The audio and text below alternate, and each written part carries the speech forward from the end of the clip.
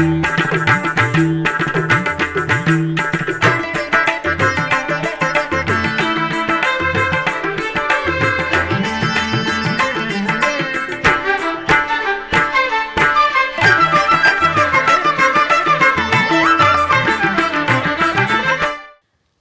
నమో వెంకటేశాయ. ఆధ్యాత్మిక విశేషాలకు స్వాగతం. ముందుగా ప్రధానాంశాలు.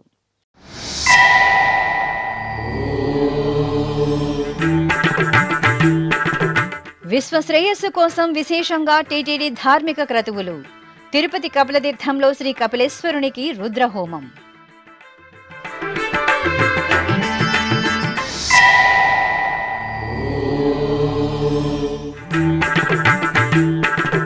శ్రీవారి దర్శనం ఆర్జిత సేవ టికెట్ల ఫిబ్రవరి నెల కోట విడుదల చేసిన టీటీడీ.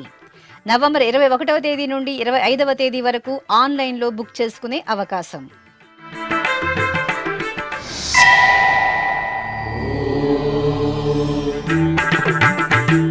తిరుమలను మోడల్ టౌన్గా తీర్చిదిద్దడమే టీటీడీ లక్ష్యం. మౌలిక సదుపాయాలు పెంపొందించేందుకు ప్రణాళికాబద్ధంగా చర్యలు. మీడియా సమావేశంలో టీటీడీ ఈవో శ్యామలరావు వెల్లడి.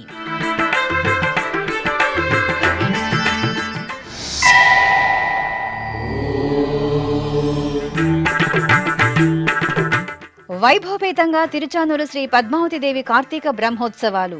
ఏర్పాట్లపై టీటీడీ ఈవో సమీక్ష, అధికారులకు దిశానిర్దేశం. పరమ పవిత్ర కార్తీక మాస శుభవేళ తిరుపతిలోని కపిలతీర్థం శ్రీ కామాక్షి సమేత కపిలేశ్వర స్వామివారి ఆలయం పంచాక్షరి నామంతో ప్రతిధ్వనిస్తోంది.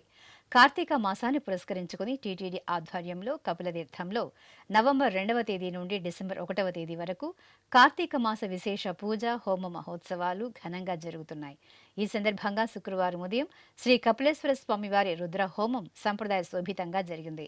ఈ నెల 19వ తేదీ నుండి 29వ తేదీ వరకు 11 రోజుల పాటు జరగనున్న రుద్రహోమంలో భాగంగా నేటి ఉదయం ఆలయ ప్రాంగణంలో ఏర్పాటు చేసిన యాగశాల ప్రాంగణంలో విశ్వశాంతిని కోరుతూ అర్చకులు శ్రీ కపిలేశ్వర స్వామివారిని సర్వాలంకారంలో కొలువు తీర్చారు. అనంతరం గణపతి పూజ, హోమకుంభ పూజ, ఏకాదశి రుద్ర పూజ, రుద్రపారాయణం, రుద్రహోమాన్ని వైభవంగా నిర్వహించి లఘు పూర్ణాహుతి సమర్పించారు. 2025వ సంవత్సరం ఫిబ్రవరి నెలకు సంబంధించిన శ్రీవారి ఆర్జిత సేవలు, దర్శన టోకెన్లను టీటీడీ నవంబర్ 21వ తేదీ నుండి 25వ తేదీ వరకు ఆన్లైన్లో విడుదల చేస్తోంది. ఆ వివరాలు మీకోసం. తిరుమల శ్రీవారి ఆర్జిత సేవ టికెట్లకు సంబంధించిన కళ్యాణోత్సవం, ఓంజల్ సేవ, ఆర్జిత బ్రహ్మోత్సవం, సహస్ర దీపాలంకార సేవ 2025 ఫిబ్రవరి నెల కోటాను గురువారం టీటీడీ ఆన్లైన్లో విడుదల చేసింది. వర్చువల్ సేవలు, వాటి దర్శన స్లాట్లకు సంబంధించిన ఫిబ్రవరి నెల కోటాను నవంబర్ 21వ తేదీ మధ్యాహ్నం 3 గంటలకు టీటీడీ ఆన్లైన్లో విడుదల చేసింది. ఫిబ్రవరి నెలకు సంబంధించిన అంగ ప్రదక్షిణం టోకెన్ల కోటాను నవంబర్ 23వ తేదీ ఉదయం 10 గంటలకు టీటీడీ ఆన్లైన్లో విడుదల చేయనుంది. ఫిబ్రవరి నెలకు సంబంధించిన శ్రీవాణి దర్శన టోకెన్ల కోటాను నవంబర్ 23వ తేదీ ఉదయం 11 గంటలకు టీటీడీ ఆన్లైన్లో విడుదల చేయనుంది. వయోవృద్ధులు, దివ్యాంగులు, దీర్ఘకాలిక వ్యాధులు ఉన్నవారు తిరుమల శ్రీవారిని దర్శించుకునేందుకు వీలుగా ఫిబ్రవరి నెల ఉచిత ప్రత్యేక దర్శనం టోకెన్ల కోటాను నవంబర్ 23వ తేదీ మధ్యాహ్నం 3 గంటలకు టీటీడీ ఆన్లైన్లో విడుదల చేయనుంది. ఫిబ్రవరి నెలకు సంబంధించిన ప్రత్యేక ప్రవేశ దర్శనం టికెట్ల కోటాను నవంబర్ 25వ తేదీ ఉదయం 10 గంటలకు ఆన్లైన్లో విడుదల చేస్తారు. తిరుమల, తిరుపతిలో గదుల కోటాను నవంబర్ 25వ తేదీ మధ్యాహ్నం 3 గంటలకు ఆన్లైన్లో విడుదల చేయనున్నారు. భక్తులు ఈ విషయాన్ని గమనించి శ్రీవారి ఆర్జిత సేవలు, దర్శన టికెట్లను ఆన్లైన్లో పొంది తిరుమల యాత్రకు రావాలని టీటీడీ విజ్ఞప్తి చేస్తోంది. సదా లోక కళ్యాణకారకుడు, సదా సృష్టి సంరక్షకుడు, సర్వజీవ పోషకుడు, ఆరోగ్యప్రదాయకుడైన అంబా సమేతుడైన మహాదేవుడు, లయకారకుడు, సర్వమంగళకారుడు, ఆదిదేవుడు పరమేశ్వరుణ్ణి కార్తీక మాసంలో సేవించడం మహద్భాగ్యం. పవిత్ర కార్తీక మాస శుభ తరుణంలో తిరుపతిలోని అలిపిరి వద్ద నెలవైన ధ్యానారామం ఓంకారనాదంతో ప్రతిధ్వనిస్తోంది. శ్రీ ఉమా బృహదీశ్వరునికి రుద్రాభిషేక క్రతువు భక్తిరస భరితంగా కొనసాగుతోంది. ఇందులో భాగంగా శుక్రవారం ఉదయం అర్చకులు గణపతి పూజ, సంకల్ప ప్రార్థన, షోడశోప కైంకర్యాలను పూర్తి చేశారు. ఆపై వేద పండితుల వేద పారాయణం, నమక చమక పఠనాధుల నడుమ పంచామృతాలు, పసుపు, కుంకుమ, చందనం, భస్మాది ద్రవ్యాలతో శ్రీ బృహదీశ్వర స్వామివారికి అభిషేక సేవ నయనానందకరంగా జరిగింది. అగ్నే అత్రివన్మనసా గృహానోస్మాకం బోధ్యపితా తనూనాం పృతనాజితకో సహమానముగ్రమగ్నినో హవేమ పరమాత్ సధస్థాత్ సనః పరిషదతి దుర్గాణి విశ్వాక్షామద్దేవో అతిదురితాత్యగ్నిః ప్రత్నోషికమీడ్యో అధ్వరేషు సనాచ్చ హోతానవ్యశ్చ సత్సి స్వాంచాగ్నే తమవం విప్రయస్వాస్మభ్యం చ సౌభగమాయజస్వ గోభిర్జుష్టమయజోనిషిక్తంతవేంద్ర విష్ణోరనుసంచరేమ నాకస్య పృష్ఠమభిసంవసానో వైష్ణవేన్ లోక ఇహమాదయందాం కాత్యాయనాయ విద్మహే కన్యాకుమారి ధీమహి తన్నో దుర్గః ప్రచోదయాత్ సహనా భవతు సహనౌ భునక్తు. తిరుమలను పక్కా ప్రణాళికతో మోడల్ టౌన్గా తీర్చిదిద్దడమే టీటీడీ లక్ష్యమని ఈవో జె శ్యామలరావు తెలిపారు. తిరుపతి పరిపాలనా భవనంలోని సమావేశ మందిరంలో గురువారం సాయంత్రం ఏర్పాటు చేసిన మీడియా సమావేశంలో ఈవో తిరుమల అభివృద్ధిపై మాట్లాడారు. ప్రపంచ ప్రఖ్యాతిగాంచిన హిందూ ధార్మిక కేంద్రమైన తిరుమలను మోడల్ టౌన్గా తీర్చిదిద్దేందుకు ప్రణాళికాబద్ధంగా డిజైన్లు రూపొందిస్తున్నామన్నారు. రాబోయే 25 సంవత్సరాల భవిష్యత్ అవసరాలను దృష్టిలో ఉంచుకుని మౌలిక సదుపాయాలను పెంపొందించేందుకు చర్యలు తీసుకుంటున్నామని వివరించారు. తిరుమలలో మరింతగా ఆధ్యాత్మిక వాతావరణం ఉండేలా ప్రస్తుతం ఉన్న కాటేజీలకు 150 పేర్లు పెట్టి వాటినే కాటేజీ దాతలు ఎంపిక చేసుకుని పేర్లను మార్చేలా టీటీడీ బోర్డు నిర్ణయం తీసుకుందని తెలియజేశారు. ఈవో టీటీడీగా ఛార్జ్ తీసుకోవడానికి ముందు మర్యాదపూర్వకంగా గౌరవ ముఖ్యమంత్రి గారిని కలిసినప్పుడు తిరుమల క్షేత్రాన్ని ఒక ప్రణాళిక ప్రకారం మనము అభివృద్ధి చేయాలి. తిరుమల క్షేత్రాన్ని అభివృద్ధి చేయడానికి ఒక క్లియర్ విజన్ ఉండాలి. ఆ విజన్ ప్రకారం 2019లో ఒక మాస్టర్ ప్లాన్ కూడా తిరుమల కోసం తయారు చేయడం జరిగింది. సో అది ఇంప్లిమెంట్ కావడం లేదు, అది ఇంప్లిమెంట్ అయ్యేలా చూడాలి. సో తిరుమల క్షేత్రం అనేది ప్రపంచంలోనే అద్భుతమైన ఒక ధార్మిక క్షేత్రంగా ఉండాలి, ఒక ప్లాన్డ్ ప్రణాళికాబద్ధంగా డెవలప్ అవుతున్న ఒక క్షేత్రంగా ఉండాలనే ఉద్దేశంతో ఆయన ఇవన్నీ కూడా స్టడీ చేయమని చెప్పడం జరిగింది. వచ్చిన తర్వాత ఇక్కడ ఆ ప్లాన్ గురించి అడిగితే ఆ ప్లాన్ గురించి అన్ఫార్చునేట్లీ ఎవరికి తెలియదు. టీటీడీలో ప్లాన్ అనేది ఒకటి నోటిఫై చేయడం జరిగింది. 2019లోనే ఒక ప్లాన్ని నోటిఫై చేయడం జరిగింది. ఆ ప్లాన్ అనేది ఉందని కూడా ఎవరికి తెలియని పరిస్థితి ఉంది. నాకు అయితే ఇంజనీరింగ్ డిపార్ట్మెంట్ నుంచి 1970 ప్లాన్ ఒకటి ఐఐటి వాళ్ళు తయారు చేసిన ప్లాన్ తీసుకొచ్చారు. సో మొత్తం మీద అర్థమైంది ఏంటంటే టీటీడీలో లేకపోతే తిరుమలలో ఏదైనా డెవలప్మెంట్ జరుగుతున్నప్పుడు ఒక ప్లాన్ ప్రకారం జరగడం లేదు. ఈవోనో లేదా చీఫ్ ఇంజనీరో లేకపోతే ఎవరో ఇక్కడ కట్టేద్దాం, ఏదో కడదాం అనుకున్నాం రెస్ట్ హౌస్, ఇది ఇక్కడ కట్టేద్దాం, లేకపోతే ఈ రోడ్ వేసేద్దాం, ఇక్కడ క్యూ లైన్ కట్టేద్దాం అనే పరిస్థితి ఉంది తప్ప ఒక ప్రణాళిక ప్రకారం తిరుపతి అభివృద్ధి జరగడం లేదు. తర్వాత ఒక ముఖ్యమైన విషయం ఏంటంటే ప్రతి డెవలప్డ్ ఆర్ ప్లాన్డ్ సిటీ ఒక ప్రణాళిక ప్రకారం అభివృద్ధి చెందుతున్న నగరం ఏదైనా ఉన్నా సరే, పట్టణం ఏదైనా ఉన్నా సరే, దానికి ఒక అర్బన్ డిజైన్ గైడ్ లైన్స్ అని ఉంటాయి.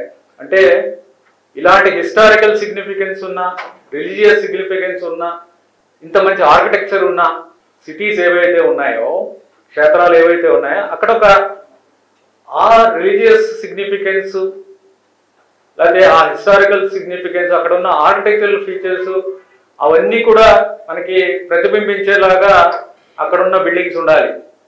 కానీ అవేమీ లేవనేది మన అందరికీ తెలుసు. అవన్నీ కూడా ఒక యూనిఫామ్గా ఒక యూనిఫామిటీ కనిపించాలి, ఒక థీమ్ కనిపించాలి. ఇక్కడున్న ప్రతిదీ కూడా ఒక ఆ రిలీజియస్ సిగ్నిఫికెన్స్, స్పిరిచువాలిటీ, ఆ పవిత్రత అవన్నీ కూడా రిఫ్లెక్ట్ అవ్వాలి ఏదైనా సరే. తర్వాత ఇప్పుడు పేర్లు కూడా చూస్తే మొన్న బోర్డులో కూడా ఆ విషయం చర్చకు వచ్చింది. టీటీడీ బోర్డులో ఏమిటంటే ఈ పేర్లు కూడా కంపెనీ పేర్లు పెట్టడం అనేది కరెక్ట్ కాదు. ఆ కంపెనీ పేర్లని డోనార్ కాటేజెస్ ఏవైతే ఉన్నావన్నీ కదా కంపెనీ పేర్లు తీసేసి టీటీడీ నుంచే ఒక 100-150 పేర్లు ఇస్తాం. హిందూ ధర్మానికి సంబంధించిన పేర్లు లేకపోతే స్వామివారికి సంబంధించిన పేర్లు, ఈ పేర్లు ఇస్తే ఆ 150లోంచే వాళ్ళు సెలెక్ట్ చేసుకుని దాని ప్రకారమే ఆ పేర్లు పెట్టాలనేది ఒక ముఖ్యమైన ఉద్దేశం. అది కూడా బోర్డులో కూడా చర్చించడం జరిగింది, దాని ప్రకారం చేయడం జరుగుతుంది. తర్వాత ఇక్కడ బిల్డింగ్స్ ఏవైతే కడుతున్నామో తిరుమలలో ఇవన్నీ కూడా టౌన్ ప్లానింగ్ నామ్స్ ప్రకారం కట్టాలి. పర్మిషన్స్ అయితే తీసుకుంటారు మన ప్లానింగ్ వింగ్ నుంచి, అంటే చీఫ్ ఇంజనీర్ గారు వాటిని అన్నింటినీ అప్రూవ్ చేస్తారు గైడ్లైన్స్ ప్రకారం. తర్వాత అసలు ఏం జరుగుతుంది, ఎలా జరుగుతుంది, నామ్స్ ప్రకారం కడుతున్నారా లేదా అనేది చూసుకునే పద్ధతి లేదు. దానివల్ల ఏంటంటే అసలే ప్లానింగ్ లేదు, ప్లానింగ్ లేకపోవడం ఒకటి, దాని మీద ఒక ప్లాన్ అప్రూవ్ చేసిన తర్వాత దాన్ని ఒక బిల్డింగ్ ప్లాన్ అప్రూవ్ చేసిన దాని ప్రకారం కడుతున్నారా లేదా అనేది చూసుకునే వ్యవస్థ లేదు. ఒకసారి డోనర్ వచ్చి ఆప్షన్లో డబ్బులు కట్టేసిన తర్వాత ఎంత కట్టుకున్నాడు, ఎంత ఆక్యుపై చేశాడు, ఏం చేశాడు అనేది చివరిదాకా చూసుకునే పరిస్థితి లేదు. ఇలాంటివి కూడా అబ్జర్వ్ చేయడం జరిగింది. అలాగే కొన్ని ధార్మిక సంస్థలు, మఠాలు ఇలాంటివి కూడా మనం లీజుకి ఇస్తున్నాం ల్యాండ్. ఆ ల్యాండ్ లీజుకి ఇచ్చినప్పుడు కూడా ఆ లీజ్ కండిషన్ వైలేట్ చేసి కట్టడం, లేకపోతే బిల్డింగ్ పర్మిషన్ కూడా పట్టించుకోకుండా కట్టడం, అవి కూడా జరుగుతుంది. మనకి చివరిదాకా కూడా అది వాళ్ళు ఎవరు చూసుకోవట్లా. 2000 స్క్వేర్ మీటర్ కట్టేవాడు 4000 స్క్వేర్ మీటర్లు కట్టేసి చివరిలో వచ్చి ఈ 2000 మీటర్లు స్క్వేర్ మీటర్లు నాకు రెగ్యులరైజ్ చేయండి అనే పరిస్థితులు వస్తున్నాయి. అవన్నీ రాకూడదు కదా. మనము ఇంత మంచి దివ్యక్షేత్రాన్ని మనము అభివృద్ధి చేస్తున్నప్పుడు అసలు ఎవరైనా చేస్తున్నప్పుడు ఒక రూల్స్ పాటిస్తున్నారా లేదా అనేది వ్యవస్థ ఉండాలి, అవన్నీ చూసుకోవాలి. అవి లేవు కాబట్టి, అలాంటివి లేవు అనేది మీకు తెలిసిందే. ఎందుకంటే మీరు బోర్డు రిజల్యూషన్ కూడా చూశారు. ఒక మఠం యొక్క భూమి కూడా స్వాధీనం చేసుకోవాలనేది ఒక రిజల్యూషన్ కూడా బోర్డులో తీసుకోవడం జరిగింది. సో భవిష్యత్తులో కూడా మనకి ఇలాంటి బిల్డింగ్ వైలేషన్స్ ఎక్కడా కూడా నామ్స్ ప్రకారం కట్టకుండా పోయిన వాళ్ళు, లేకపోతే భూములు ఎంక్రోచ్ చేసేవాళ్ళు, ఇవన్నీ కూడా టాలరేట్ చేయడం జరగదు. ఇవన్నీ కూడా బిల్డింగ్స్ ఏవైతే నామ్స్ ప్రకారం కట్టట్లేదో అవన్నీ కూడా గట్టిగా చర్యలు తీసుకుంటాము. అలాగే ఇవన్నీ చూసుకోవడానికి ఒక ప్లానింగ్ వింగ్ అనేది అవసరం. సో ఆ ప్లానింగ్ వింగ్ అనేది లేదు. ఈ ప్లానింగ్ ఫంక్షన్ ఒక విధంగా ఇంజనీరింగ్ వింగే చూస్తుంది ఇప్పుడు దాకా. సో మొన్న బోర్డులో కూడా urban development and town planning wing అనేది కూడా ప్రారంభించాలనేది మొన్న బోర్డు కూడా అప్రూవ్ చేసింది. ఒక సీనియర్ రిటైర్డ్ ఆఫీసర్ని కూడా, డైరెక్టర్ ర్యాంక్ ఆఫీసర్ని, ఆయన కూడా ఒక అడ్వైజర్ కింద తీసుకోవడం జరిగింది, సబ్జెక్ట్ మ్యాటర్ ఎక్స్పర్ట్. ఆయన గైడెన్స్తో ఆ విభాగాన్ని అంతా కూడా మేము బిల్డ్ చేస్తున్నాము. ఆ విభాగమే భవిష్యత్తులో ఈ ప్లాన్డ్ డెవలప్మెంట్ కాకుండా ఏమైనా చేస్తుంటే అవన్నీ కూడా వాళ్ళే చూస్తారు. మొత్తం మీద తిరుమల క్షేత్రం అంతా కూడా ఒక పద్ధతి ప్రకారం, ఒక ప్రణాళిక ప్రకారం జరిగేలా చూసుకునేది ఆ విభాగం యొక్క రెస్పాన్సిబిలిటీ. అలాగే మొత్తం మీద ఈ ప్లాన్ ని ఇంప్లిమెంట్ చేయాలంటే ఒక విజన్ డాక్యుమెంట్ ఒకటి తయారు చేసిన అవసరం ఉంది. విజన్ డాక్యుమెంట్ ఒక 20-25 సంవత్సరాలకి సంబంధించిన వరకు డెవలప్మెంట్ ఏం చేయాలి తిరుమలలో అనేది ఒక విజన్ డాక్యుమెంట్ తయారు చేసుకుని, ఆ విజన్ డాక్యుమెంట్ ద్వారా తిరుమల క్షేత్రాన్ని ఒక ప్లాన్డ్ క్షేత్రం లాగా, ప్రపంచంలోనే అతి మంచి ఇన్ఫ్రాస్ట్రక్చర్ ఉన్న, మంచి ఫెసిలిటీస్ ఉన్న, ఇక భక్తులకు ఇబ్బంది లేని ఒక సిటీ లాగా, ఒక మోడల్ టౌన్ లాగా ఉండాలనేది మా ఉద్దేశం. సో 2019లో చేసిన మాస్టర్ ప్లాన్లో కొన్ని చాలా స్పెసిఫిక్ ప్రపోజల్స్ ఉన్నాయి. వాళ్ళు ఐడెంటిఫై చేసింది మీ అందరికీ తెలిసిందే. పార్కింగ్ ఇబ్బందులు బాగా ఉన్నాయి. ఇప్పుడు ప్రస్తుతం చూస్తే మీరు కూడా ఈ డోనార్ కాటేజెస్ కానీ, ఇవి టీటీడీ చేసేవి కానీ, ఇవన్నీ బిల్డింగ్స్ చూస్తే ఎక్కడ పార్కింగ్ కనిపించదు. పార్కింగ్ ఏదైనా స్ట్రీట్ పార్కింగ్ అని ఉంటుంది, గ్రౌండ్ ఫ్లోర్ పార్కింగ్ ఏమైనా ఉంటుంది, లేకపోతే బేస్మెంట్ ఉంటుంది. అన్నీ కూడా రోడ్డు మీద పెట్టాల్సిన పరిస్థితి ఉంది. అసలే రోడ్లు చిన్నవి ఉన్నాయి, దాని మీద మళ్ళీ పెడస్ట్రియన్ ఫ్రెండ్లీగా లేదు. ఎక్కువగా మీరు తిరుమలలో చూస్తే అందరూ కూడా రోడ్డు మీద నడిచే వాళ్ళే ఎక్కువగా కనిపిస్తారు. మీకు నడిచే వాళ్ళకి ఉన్నప్పుడు రోడ్డు క్రాసింగ్స్ అప్పుడు చాలా ఇబ్బంది పడతారు, ట్రాఫిక్ చాలా ఎక్కువగా ఉంటుంది. సో పెడస్ట్రియన్ ఫ్రెండ్లీగా ఉండాలి. ఫుట్ పాత్స్ బాగా డెవలప్ చేయాల్సి ఉంది, అండర్ పాసెస్ డెవలప్ చేయాల్సి ఉంది. కొన్ని స్పెసిఫిక్గా వాళ్ళ ప్రపోజల్ కూడా పెట్టడం జరిగింది. పార్కింగ్ తక్కువగా ఉంది కాబట్టి పార్కింగ్ కూడా డెవలప్ చేయాల్సి వస్తుంది. పార్కింగ్ అంతా కూడా స్మార్ట్ పార్కింగ్ పెట్టాలి. స్మార్ట్ పార్కింగ్ అంటే ఒక సెంట్రల్ ప్లేస్లో నుంచి ఏ పార్కింగ్లో ఎంత ఖాళీ ఉంది, ఎంత ఆక్యుపై అయి ఉంది అనేది క్లియర్గా తెలియాలి.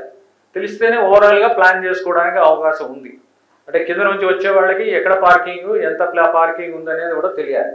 పార్కింగ్ కూడా కొన్ని చోట్ల మల్టీ లెవెల్ పార్కింగ్ అనేది పెట్టాలి. ఈ కన్సల్టెంట్ కూడా మల్టీ లెవెల్ పార్కింగ్ అనేది కొన్ని ప్లేసెస్ ఐడెంటిఫై చేసి అక్కడ మల్టీ లెవెల్ పార్కింగ్ పెడితే పార్కింగ్ ఇబ్బంది తగ్గుతుంది అనేది పెట్టడం జరిగింది. అలాగే కొన్ని చోట్ల రీడెవలప్మెంట్ చేయాలి. కొన్ని పాత కాటేజెస్ ఉన్నాయి, అక్కడ రీడెవలప్ చేయాలనేది చెప్పారు. తర్వాత బస్ స్టాండ్ ఏదైతే ఉందో బాలాజీ బస్ స్టాండ్ కూడా అది లొకేషన్ కూడా కరెక్ట్గా లేదు, దాన్ని కూడా రీడెవలప్ చేయాలి, వేరే చోటకి మరి మార్చాల్సిన అవసరం ఉందనేది కూడా వాళ్ళు ప్రిలిమినరీగా మనకి చెప్పడం జరిగింది. అలాగే ఓపెన్ స్పేసెస్ ఏవైతే ఉన్నాయో మనకి ఓపెన్గా చాలా చోట్ల పార్కులు కానీ ఓపెన్గా కొన్ని ప్రాంతాలు ఉన్నాయి, అవి కూడా డెవలప్ చేయాల్సి ఉంది అనేది కూడా కన్సల్టెంట్ చెప్పడం జరిగింది. తర్వాత వేస్ట్ జనరేషన్ జరుగుతున్నది.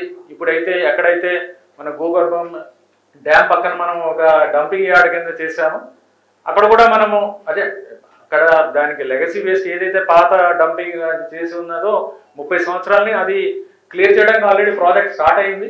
అది కూడా 2-3 నెలల్లో అది కంప్లీట్ అయిపోతుంది. అక్కడ ఇంకా మొత్తం పాత వేస్ట్ అంతా కూడా అక్కడ నుంచి తీసేయడం జరుగుతుంది. ఇప్పుడు అక్కడ ఓవరాల్గా వేస్ట్ మేనేజ్మెంట్కి సంబంధించి ఒక ప్లాన్ ఒకటి తయారు చేయాల్సిన అవసరం ఉంది. వేస్ట్ని ఏ విధంగా రీసైకిల్ చేయాలి. ఇప్పుడు లిక్విడ్ వేస్ట్ ఉంది, liquid waste under ground drainage develop చేయాలి. తర్వాత లిక్విడ్ వేస్ట్ని రీసైక్లింగ్ చేయడం, అలాగే పబ్లిక్ ట్రాన్స్పోర్ట్ని కూడా డెవలప్ చేయాల్సిన అవసరం ఉంది. ఎందుకంటే ప్రజలు కూడా భక్తులు కూడా ట్రాన్స్పోర్ట్ల గురించి సంబంధించిన ఇబ్బందులు పడుతున్నారు అనేది.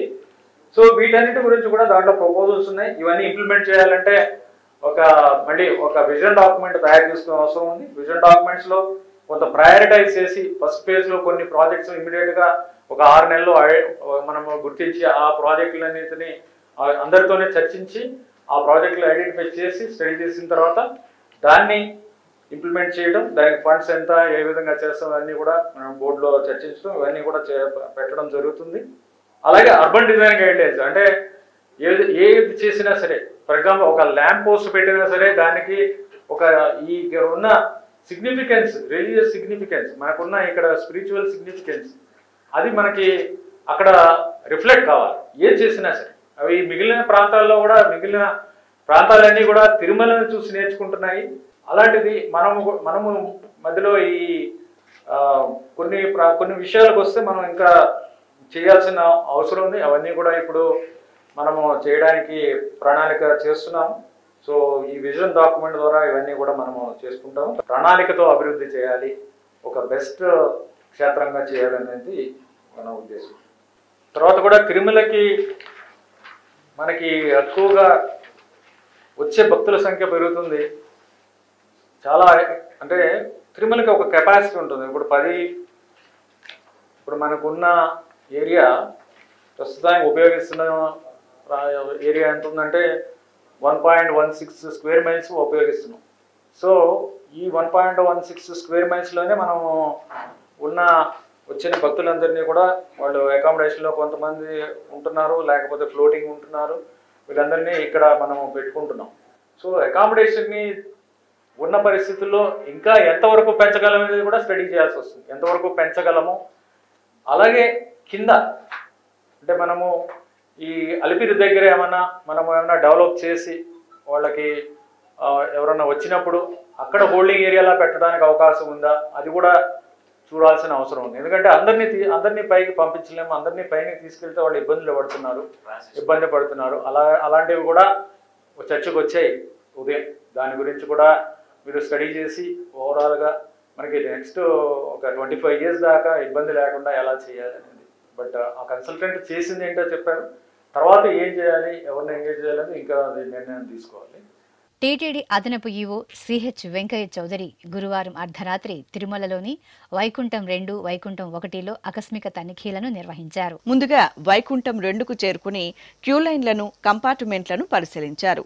అక్కడ 9 నెలల చంటి బిడ్డతో ఉన్న ఓ తల్లిని గమనించి ప్రత్యేకంగా మాట్లాడారు. చంటి బిడ్డ తల్లులకు సుపదం ద్వారా శ్రీవారి దర్శనం కల్పిస్తుండగా సర్వదర్శనానికి ఎందుకు వచ్చారని అడిగారు. ఆ అవకాశం ఉందని మాకు తెలియక వచ్చామని ఆ భక్తురాలు అదనపు ఈవోతో అన్నారు. ఇక నుండి దర్శనానికి వస్తే సుపథం ద్వారా వెళ్లవచ్చని వారికి అదనపు ఈవో సూచించారు. అనంతరం వైకుంఠం 1కి చేరుకుని 17వ కంపార్ట్మెంట్ వద్ద సీసీటీవీలను గమనిస్తూ దర్శన తీరుతెన్నులను పరిశీలించారు.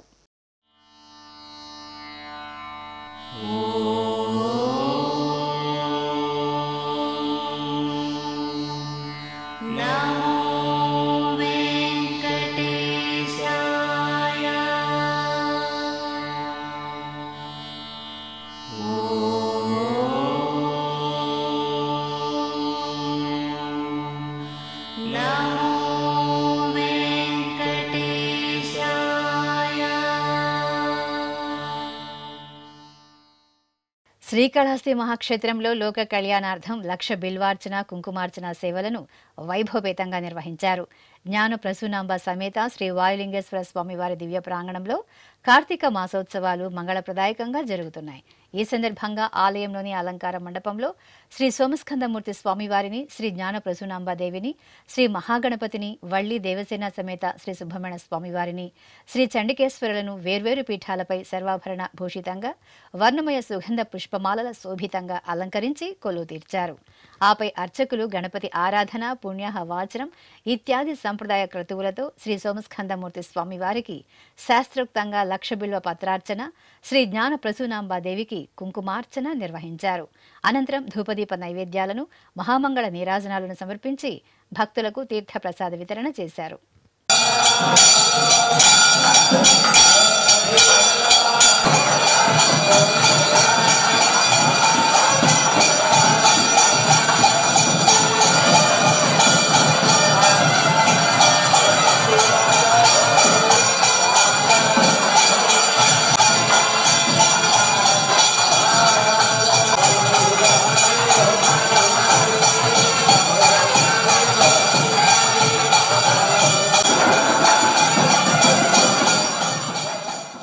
అలిపిరిలోని శ్రీ వెంకటేశ్వర సప్తగో ప్రదక్షిణ మందిరంలో శుక్రవారం శ్రీ వేణుగోపాల స్వామివారికి అభిషేకోత్సవం కన్నుల పండుగగా జరిగింది. తిరుమల తిరుపతి దేవస్థానం తిరుపతి అలిపిరి సోపాన మార్గం చెంత నిర్మించిన అద్భుత ప్రదేశమే ఈ సప్తగో ప్రదక్షిణ మందిరం. గోవిందుని దర్శనార్థం సప్తగిరులకు పయనమయ్యే భక్తకోటితో పాటు తిరుపతి నగరవాసులు అధిక సంఖ్యలో ఈ గోమందిరానికి తరలివచ్చి గోమాతల సేవలో తరిస్తున్నారు. ఇంతటి విశిష్టమైన గోమందిరంలో శుక్రవారం ఉదయం శ్రీ వేణుగోపాల స్వామి వారికి అభిషేకోత్సవం విశేషంగా జరిగింది. అర్చకులు శాస్త్రోక్తంగా సంకల్ప పూజలను పూర్తి చేసిన అనంతరం పంచామృతాలు, పసుపు, చందనాది పరిమళ ద్రవ్యాలతో సంప్రదాయబద్ధంగా స్వామివారికి అభిషేకం నిర్వహించారు. అనంతరం పుష్పమాలలను అలంకరించి పుష్పార్చన జరిపి హారతులను అందజేశారు. కృష్ణనామ జపం మంగళం, కృష్ణనామ జపం మంగళం, హరిచరణ స్మరణ పూర్ణ సర్వమంగళం, హరిచరణ స్మరణ పూర్ణ సర్వమంగళం, కృష్ణనామ జపం మంగళం, కృష్ణనామ జపం మంగళం, హరిచరణ స్మరణ పూర్ణ సర్వమంగళం.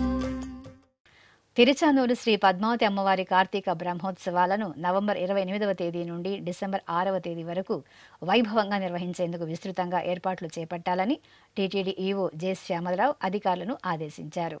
తిరుపతిలోని టీటీడీ పరిపాలనా భవనంలో గురువారం సాయంత్రం ఆయన తిరుచానూరు బ్రహ్మోత్సవాల ఏర్పాట్లపై అన్ని విభాగాల అధికారులతో సమీక్షా సమావేశం నిర్వహించారు.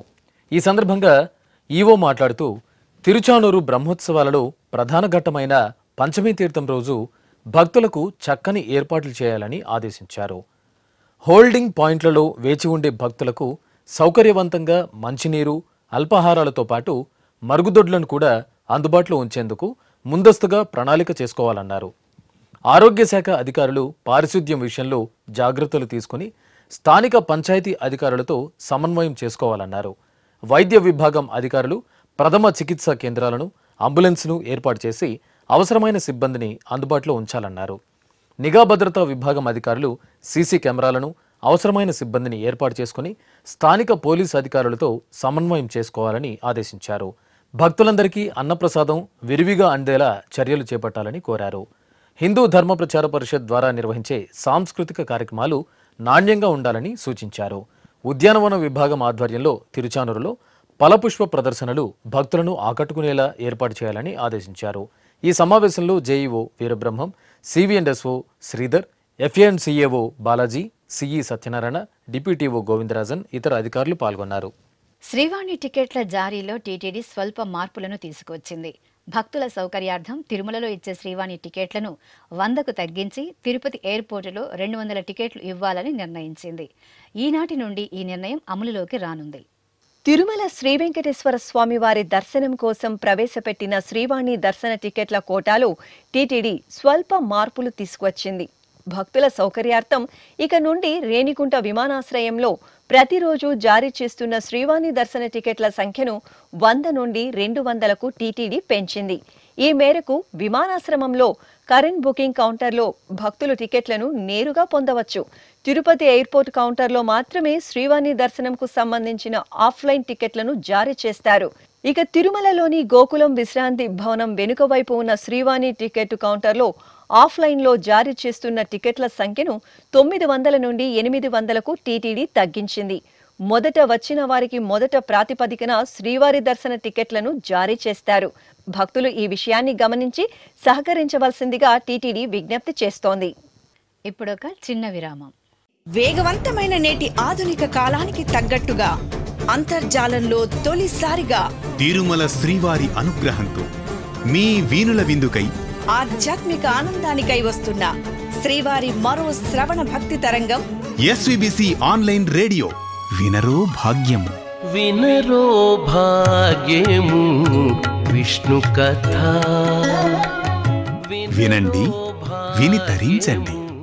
కేవలం మీ అరచేతిలో నిరంతరం ఉండే మీ మొబైల్ ఫోన్లో ఎస్విబిసి ఆన్లైన్ రేడియో ప్రసారాలు ప్రపంచ వ్యాప్తంగా మీరు ఎక్కడున్నా సరే మీ రోజువారీ పనులు చేస్తూనే శ్రవణానందంగా వింటూ సాగిపోండి. ఆధ్యాత్మిక ఆనందాన్ని పొందండి. 24 గంటలు ఆన్లైన్లో మీకు తోడుగా ఎస్విబిసి ఆన్లైన్ రేడియో. మరి ఇంకెందుకు ఆలస్యం? వెంటనే మీ మొబైల్లో ఎస్విబిసి యాప్ డౌన్లోడ్ చేసుకోండి. ఎస్విబిసి ఆన్లైన్ రేడియోను ఆలకించండి, ఆస్వాదించండి. తిరుమల శ్రీవారి అనుగ్రహాన్ని పొందండి. ఓం నమో వెంకటేశాయ. ఆధ్యాత్మిక విశేషాలకు తిరిగి స్వాగతం. శ్రీకాళహస్తి మహాక్షేత్రంలో అర్ధనారీశ్వరులకు నందివాహన సేవ మంగళకరంగా జరిగింది.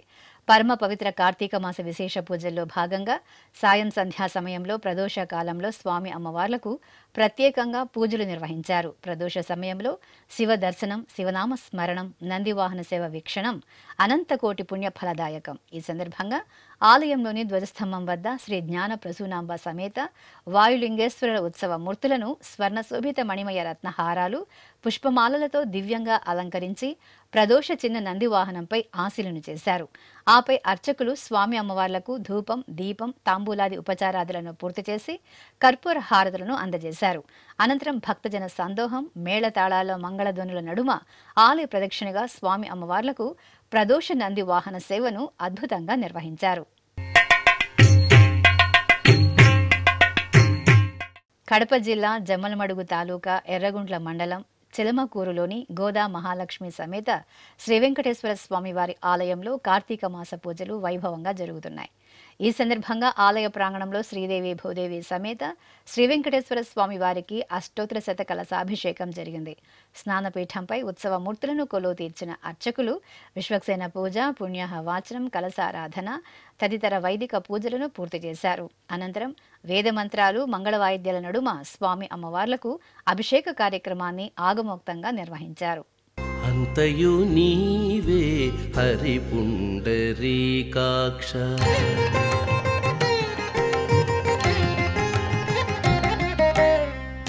అంతయు నీవే హరి పుండరీకాక్ష, చంతనాకు నీవే శ్రీ రఘురామ, అంతయు నీవే హరి పుండరీకాక్ష, చంతనాకు నీవే శ్రీ రఘురామ, అంతయు నీవే హరి పుండరీకాక్ష.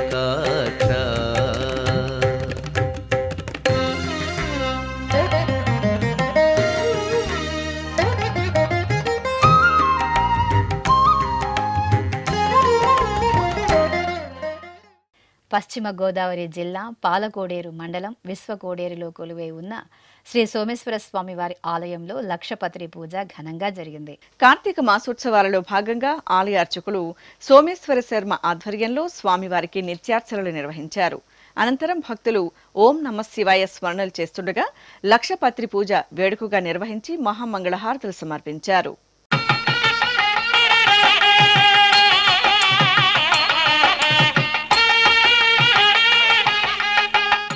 ఉమ్మడి ప్రకాశం జిల్లా పాలకొండలో ఉత్తరాంధ్రుల ఆరాధ్య దైవంగా అనుగ్రహిస్తున్న కోట దుర్గమ్మ ఆలయంలో గోపూజ జరిగింది. ముందుగా అర్చకులు చల్లని తల్లి శ్రీ కోట దుర్గమ్మకు విశేష అర్చనలు, అలంకరణలు జరిపి నివేదన, హారతి సమర్పించారు.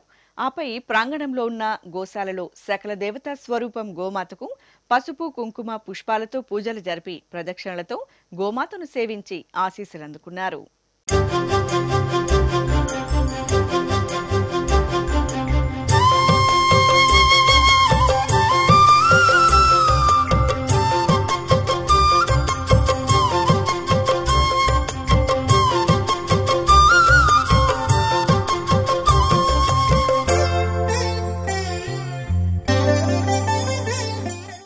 ప్రకాశం జిల్లా ఒంగోలులోని శ్రీ బాపూజీ సంరక్షణ సంఘంలో మహాలక్ష్మి సాధన హోమం భక్తిరస భరితంగా జరిగింది. కార్తీక మాసం పుష్యమి నక్షత్రాన్ని పురస్కరించుకుని గురు పుష్య యోగం సందర్భంగా ఈ హోమాన్ని జరిపారు. ముందుగా ప్రాంగణంలో హోమగుండాన్ని ఏర్పాటు చేసి గణపతి పూజ, పుణ్యాహవచనం, సంకల్ప పూజలు చేశారు. ఆపై భక్తుల సమక్షంలో శ్రీ మహాలక్ష్మి సాధన హోమాన్ని నిర్వహించి పూర్ణాహుతి సమర్పించారు. భక్తులు ఈ హోమంలో పాల్గొని శ్రీ మహాలక్ష్మి కృపకు పాత్రులయ్యారు.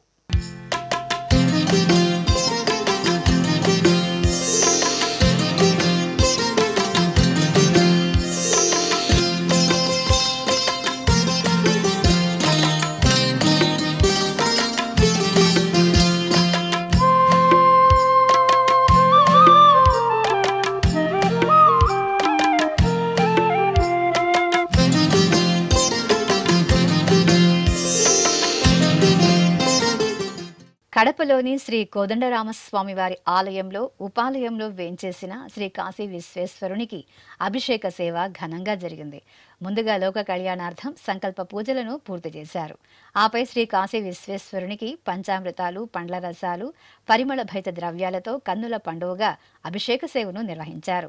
అనంతరం పుష్పమాలలను అలంకరించి బిల్వార్చన నిర్వహించి ధూపదీప నైవేద్యాలను, కర్పూర నీరాజనాలను అందజేశారు. ब्रह्ममुरारिसुरार्चितलिङ्गं निर्मलभासितशोभितलिङ्गम् जन्मजदुःखविनाशकलिङ्गं तत्प्रणमामि सदाशिवलिङ्गम् देवमुनिप्रवरार्चितलिङ्गं कामदहन करुणाकरलिङ्गम् रावणदर्पविनाशकलिङ्गम्. ఆధ్యాత్మిక విశేషాలు ఇంతటితో సమాప్తం. తిరిగి రాత్రి 10 గంటలకు ప్రసారమయ్యే ఆధ్యాత్మిక విశేషాల్లో మళ్ళీ కలుసుకుందాం. ఓం నమో వెంకటేశాయ.